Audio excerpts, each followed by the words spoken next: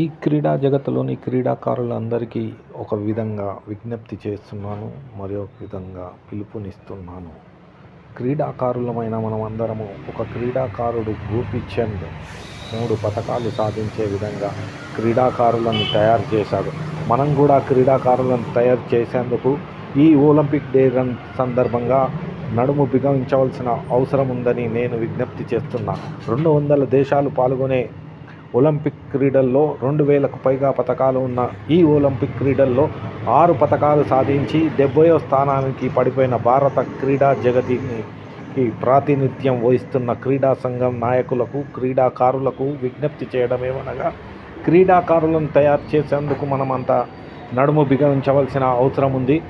తప్పకుండా మనము 3 నెలల పిల్లలకు మొబైల్ ఫోన్ని ఇస్తున్నాం కానీ 3 నెలలు నిండినా కానీ ఆ పిల్లలను క్రీడా మైదానాలకు తీసుకుపోవడం చాలా దురదృష్టకరమైన విషయం.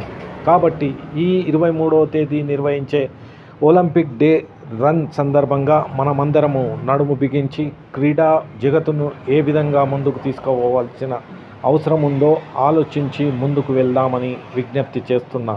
మీ Donthi Vinod Kumar Goud, sports authority of Telangana coaches association అధ్యక్షుడు, స్పోర్ట్స్ ఫెడరేషన్ అధ్యక్షుడు, సీనియర్ కాంగ్రెస్ నాయకుడు.